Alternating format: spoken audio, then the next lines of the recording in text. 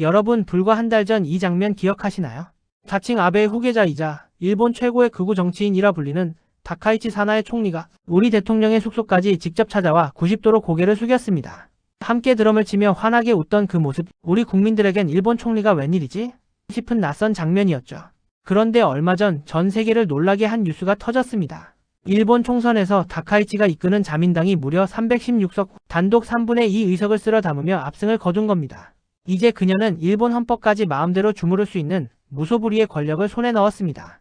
여기서 소름 돋는 질문 하나를 던져야 합니다. 그때 그 90도 인사는 정말 화해의 제스처였을까요? 아니면 오늘을 위해 준비한 치밀한 연기였을까요?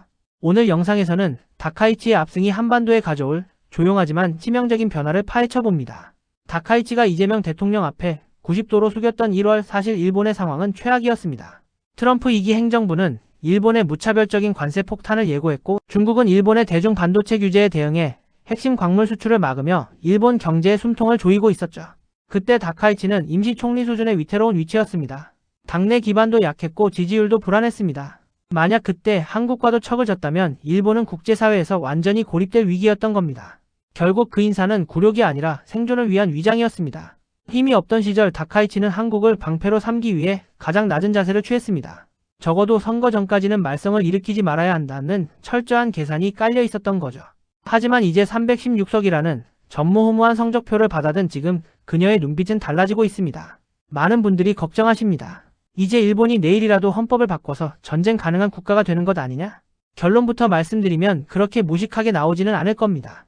여기에는 세 가지 현실적인 제약이 있기 때문이죠. 첫째, 헌법 개정은 의석만 있다고 되는 게 아닙니다. 최종적으로 국민투표를 거쳐야 하는데 아직 일본 국민들 사이엔 전쟁에 대한 거부감이 큽니다. 둘째, 일본의 경제 상태가 엉망입니다. 역대급 엔저와 물가 상승으로 민심이 흉흉한데 다짜고짜 개헌만 외치다간 정권이 날아갈 수 있습니다. 셋째, 미국입니다. 트럼프는 일본이 강해지는 건 좋지만 자신들의 통제권을 벗어나는 건 원치 않습니다. 하지만 진짜 위험한 건 대놓고 하는 개헌이 아니라 조용한 잠식입니다. 다카이치는 아베가 실패했던 길을 가지는 않을 겁니다. 헌법 본문은 그대로 두되 법 해석과 예산을 교묘하게 바꿔서 실질적인 군대를 완성하는 전략을 취할 가능성이 매우 높습니다. 다카이치는 이제 강경 발언으로 어그로를 끌지 않을 겁니다. 오히려 차분하고 신사적인 모습을 유지하며 법과 제도를 하나씩 고쳐나갈 겁니다. 첫째, 자위대의 활동 범위 확대. 헌법을 안 바꿔도 동맹국이 공격받으면 우리도 참전할 수 있다는 해석을 더 넓게 적용할 겁니다. 둘째, 정보기관의 창설. 다카이치는 한반도 주변 정보를 사사지 뒤질 수 있는 강력한 정보기관을 만들기 위해 법적 조직적 정비를 서두르고 있습니다. 셋째, 미일 연합의 고착화. 우리는 미국에 가장 충실한 사냥개입니다 라고 자처하며 미국의 힘을 빌려 동북아 주도권을 잡으려 할 겁니다. 이건 정면 충돌보다 훨씬 무서운 전략입니다. 상대가 칼을 들고 오면 방패를 들면 되지만 상대가 우리 집 담장을 조금씩 옮기면 언제 우리 마당이 뺏겼는지조차 모르게 되니까요. 다시 처음으로 돌아가 봅시다. 다카이치의 90도 인사는 여전히 유효할까요?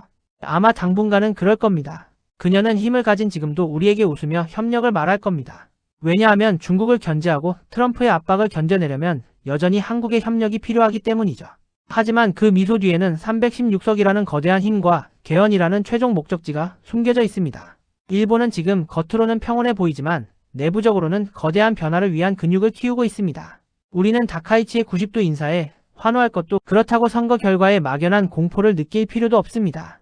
중요한 건 그녀의 입이 아니라 그녀의 손이 어디로 향하는지를 지켜보는 겁니다. 겉으로 드러나는 예우가 아니라 조용히 쌓이고 있는 일본의 군사적 구조와 법적 변화에 주목해야 합니다. 웃으며 다가오는 일본의 조용한 변화. 우리는 어떤 준비를 해야 할까요?